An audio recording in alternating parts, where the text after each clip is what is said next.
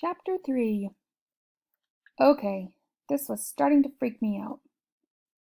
Let's say last night I had a bad dream about my first day of school, and let's say it was a very real dream. There's no way that dream could come true, right? I mean, step by step, every detail?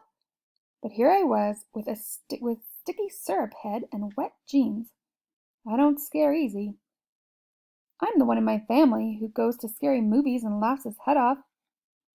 You can leap out of a closet and grab me around the throat, or climb out from under my bed screaming in the middle of the night, and I won't make a peep.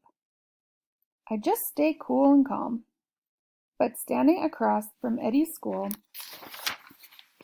watching the gasoline truck rumble off into the distance, I admit it, I was freaked out. What next? Well, I took Eddie to his kindergarten class, no problem there, except that Eddie ran into the room shouting, "My brother peed his pants! My brother peed his pants!"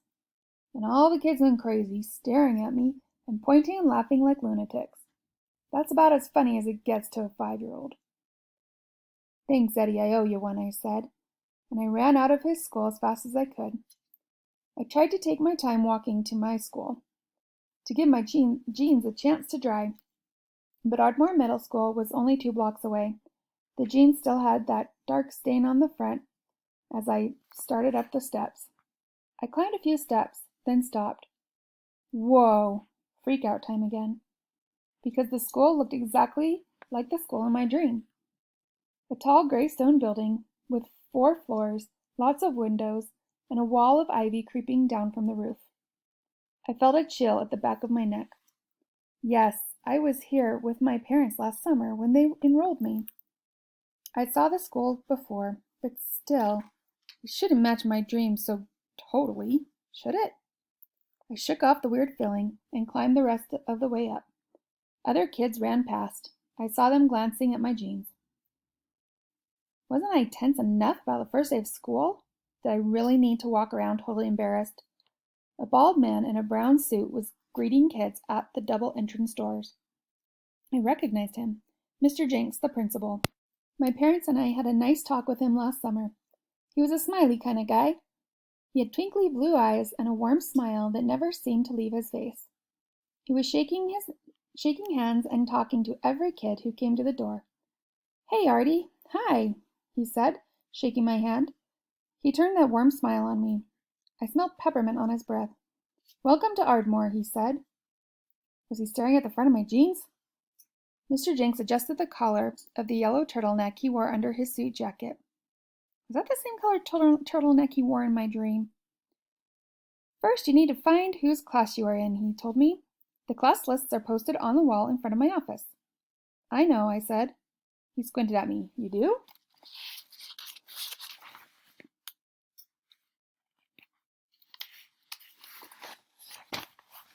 Some kids at the bottom of the stairs were tossing a baseball back and forth.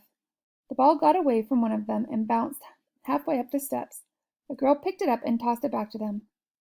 I started to step past Mr. Jenks into the school, but he had put a hand on my shoulder to stop me. "Artie, I'm sorry, we don't wear baseball caps in this school.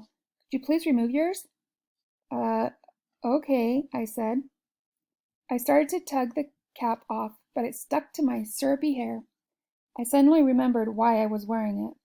With my hair half stuck to my head, I looked like a total freak.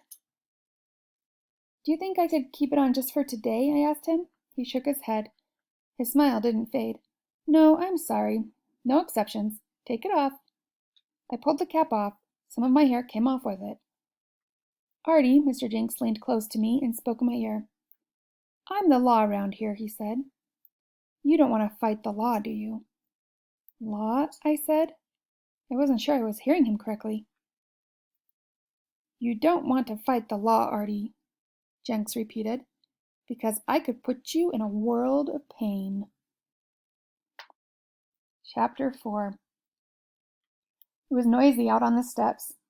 I knew I didn't hear what the principal said. He didn't really say he could put me in a world of pain. That would be crazy. Jenks was still smiling warmly at me.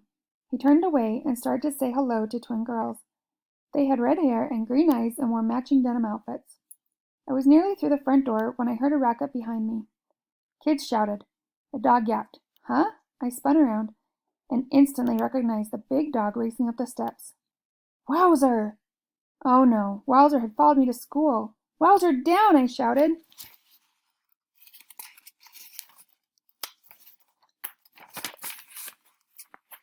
I couldn't move fast enough. The huge dog leapt onto Mr. Jenks. Wowzer pawed the principal's suit, leaving a big mud stains on the shoulders and down the front. Then I heard a loud rip. Wowzer tore the jacket pocket right off the principal's suit. Get down! Get down! Jenks tried to back away, but he hit the wall. Artie, is this your dog? Get down, Wowzer, I shouted. Down, boy! Mr. Jenks swatted a hand at the dog's snout, trying to push him back. Then, crunch. A sick crunch sound as Wowzer snapped his jaws on the principal's hand. He bit me! He bit me! Jenks shrieked. I watched a line of bright red blood spurt up on the back of his hand. Jenks shook the hand. Blood dripped on his shoes. I wrapped my arms around Wowzer's neck and pulled him away from the principal.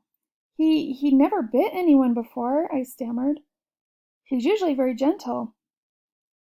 Must have smelled my cat, Jenks said.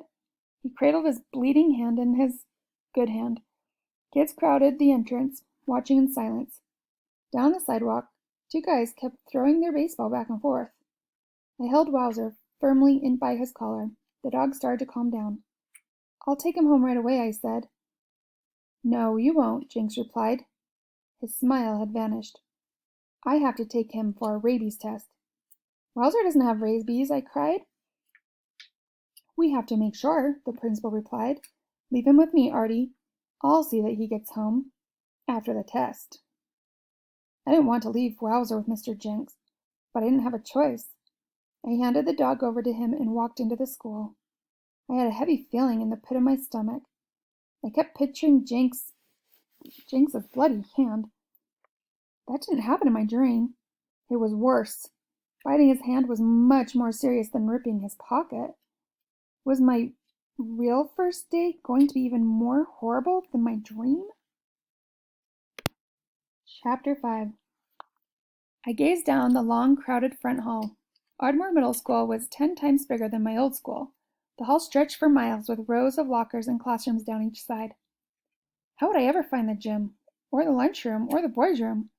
The first day in a new school was way tough, and even tougher when you were haunted by a nightmare that kept coming true. I decided I wouldn't let the rest of that dream ruin my day. No more of it would come true. The kids pushed and elbowed their way to the wall where the class assignments were posted on computer printouts. I stepped into the crowd and tried to read the long sheets. Yo, Brick, Brick! A tall, skinny boy with spiky blonde hair yelled in my ear. Brick? The same name as in the dream? I suddenly felt cold all over. Yo, Brick, whose class are you in? I got Freely. The kid named Brick swung around. He looked just like the Brick I had dreamed up.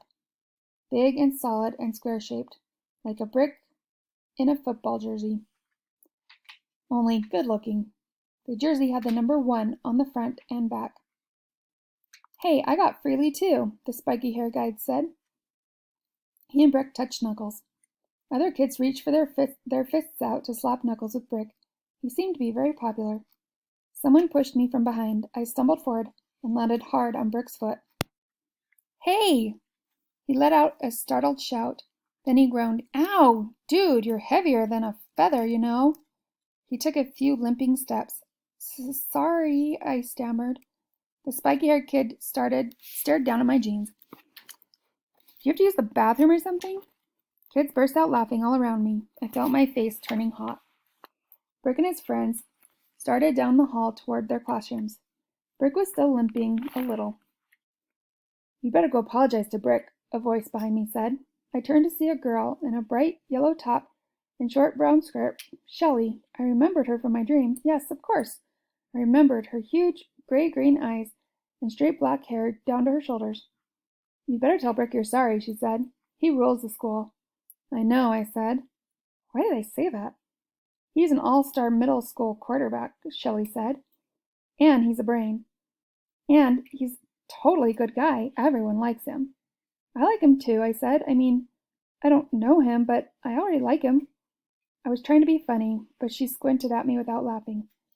I guess it wasn't too funny. You hurt his foot, Shelley said. You don't want to get everyone mad at you. I opened my mouth to answer, but I didn't have a chance. I heard kids shout a warning, and that baseball came flying through the front door. Oh no, I thought, no way. This time I'm not going to throw the baseball and being Brick and knock him out. This is not going to come true. I dodged to the wall and let Shelley catch the ball. It made a loud smack as she trapped it in her hands. Kids cheered and shouted. I cheered too. I was excited. I was finally going to break free of that nightmare. I heard a shout, "Throw it here! Shelley, toss it!" It was the tall, spiky-haired kid. He stood halfway down the hall next to Brick. He raised his hands. "Shelley, throw it here!" Shelley pulled back her arm, preparing to toss the ball. I waved my hand. "Go, throw it!" shouting a little encouragement to her. Shelley heaved the ball. It bounced off my hand, changed angles, and sailed down the hall. It made a very loud thwack as it hit Brick in the back of the head.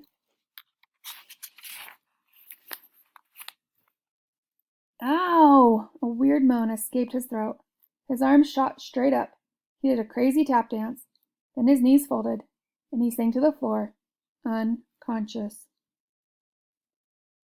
"Why did you do that?" Shelley shrieked at me.